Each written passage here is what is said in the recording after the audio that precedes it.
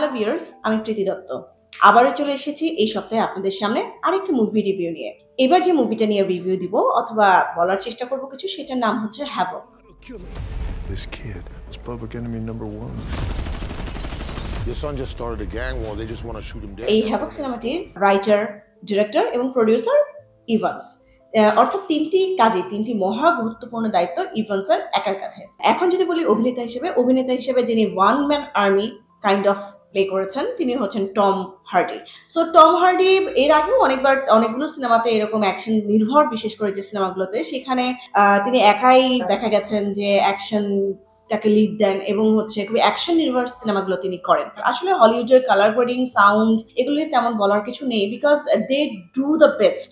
তারা সর্বোচ্চটাই করার চেষ্টা করে এবং তাদের মতো টেকনিশিয়ানস বা তাদের মতো টেকনোলজিক্যালি স্মার্ট আসলে অন্যান্য কোনো দেশের কোনো ইন্ডাস্ট্রি এখনো দাঁড়াতে পারেনি। আমরা যারা অ্যাকশন সিনেমা দেখতে পছন্দ করি এবং জানি এর বেশ কিছুটাই অবাস্তব এবং অবাস্তবতার চূড়ান্ত লেভেল যেটা হয় সেইটাই আসলে হয়, কিন্তু হ্যাভকে আমার মনে হয় এটা ওভার হয়ে গেছে। অর্থাৎ বেশ কিছু সিন, বেশ কিছু দৃশ্য এত বেশি অবাস্তব এবং সেইটাতে পারফর্ম করছেন আমাদের অস্কার উইনার প্রাপ্ত একজন অভিনেতা এবং এইটা আসলে রিলেট করাটা একটু টাফ। তবে যাই হোক, আমি এখন যদি আসি গল্পটা নিয়ে একটুখানি। গল্পটা শুরু হয় একটা ড্রাগ ডিল নিয়ে। ড্রাগ ডিলটা ম্যাসাকার হয়, অর্থাৎ প্রপার ড্রাগ ডিল না হয়, একজন পলিটিশিয়ানের একজন ছেলেকে বন্দি করে রাখা হয়। এই সিনেমাটা দেখতে পাবেন না, আমাদের যে লিড কাস্ট টম হার্ডি, সে আসলে one man army role play করেছে এবং অদ্ভুত ব্যাপার হচ্ছে এই গল্পের আসলে সিনক্রোনাইজেশন নাই, কোনো ব্যাক স্টোরি নাই, কোথা থেকে কোথায় চলে যাচ্ছে, কোনো ব্যাকগ্রাউন্ড ক্লিয়ার করা নাই, কোনো একটার পর একটা অ্যাকশন সিন আসছে যেটা একটার চেয়ে একটা অ্যারেঞ্জমেন্ট বেশি, একটার চেয়ে একটা কস্টিং বেশি।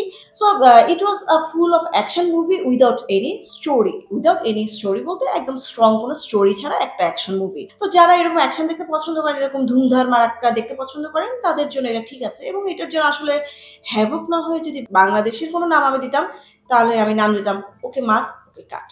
তো এই হ্যাভক সিনেমার টম হার্ডি আমার কাছে অচেনা এবং আমার মনে হয়েছে যে এই টম হার্ডিকে আসলে আমরা কি স্ক্রিনে দেখতে চাই, নাকি টম হার্ডির সেই দুর্দান্ত পারফরমেন্সগুলো আমরা দেখতে চাই। যাই হোক, যে কোনো সময় একটা স্রোত বয়ে চলে, যেটা আমার সবসময় মনে হয় যে ওয়ার্ল্ড ওয়াইড এখন কেওয়াস, ওয়ার্ল্ড ওয়াইড এখন মারামারি, কাটাকাটি এবং কেওয়াটিক জিনিসগুলো অনেক বেশি চলছে। তাই হয়তো টম হার্ডির এই সিলেকশন সিনেমার ক্ষেত্রে বা এই চুজ, যারা এই ধরনের অ্যাকশন সিনেমা দেখতে পছন্দ করেন এবং গল্প দরকার নেই, খালি একটু মারামারি কাটাকাটি এই ধরনের জিনিসগুলোর মধ্যে থাকতে চান, তাদেরকে আমি সাজেস্ট করবো গো ফর হ্যাভক।